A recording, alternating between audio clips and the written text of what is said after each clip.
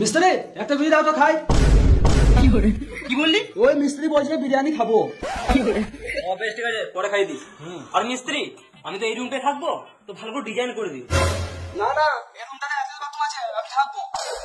না না, আমার বয়স হচ্ছে, আমার এটা বাথরুম দরকার। না না, আমি ইয়াং আছি, আমার অ্যাটাচ বাথরুম দরকার। তুই ইয়াং আছিস, তুই দূরে বাথরুমে যেতে পারবি। আমার বয়স বাড়ছে, আমি যেতে পারবো। তোমার একটা সাদের ছেলে, হ্যাঁ একটা অ্যাটাচ বাথরুম দিতে পারবো না। ঘরে থাকতে দিচ্ছি, ওটাই অনেক।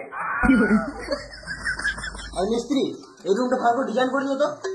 আর বেটা শুনো, তোর এই ঘরে থাকার ইচ্ছে হলে থাক। এই রুমটা আমিই নেবো, চললাম। মিস্ত্রি একটা বিড়ি দাও তো খাই, ভাত খেয়ে পেট ফেটে গেল।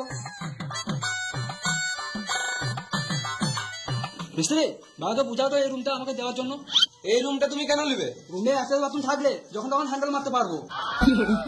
কেন, তোমার বাড়িতে পুরোনো কাপড় নাই? আর ওই লেবারটা কই? তোমাকে বলেই তো মরতে গেল। শুয়োরের বাচ্চাটা কখন মরতে গেছে, এখনো আসে নাই?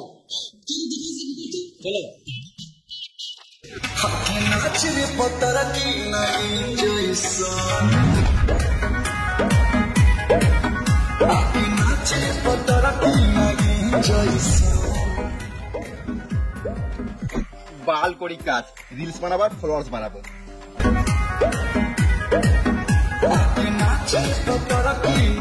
ইমা মিস্ত্রি নুনুমুখ শালা মামুনে মরতে কত টাইম লাগে?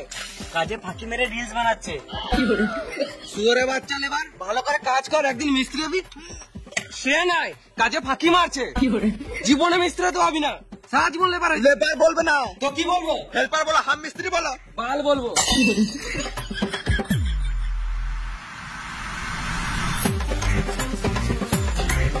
ইট দার মশলা দে। আমি ইট বেলা খেতে পারবো না, আমি ইট গাঁথবো, মিস্ত্রি হবো। তুই বললে মিস্ত্রি হবি নাকি? কাজ করতে জানিস? জানি না নাকি?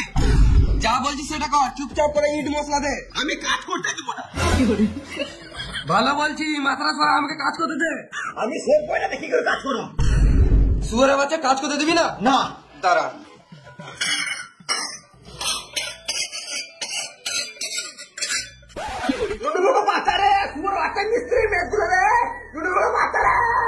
তখন থেকে গাঁড় জ্বলা ছিল, কাজ করতে দিচ্ছিল না। একদম যাবি না, না তো তোর মুখে ইট ভরে প্লাস্টার করে দেবো।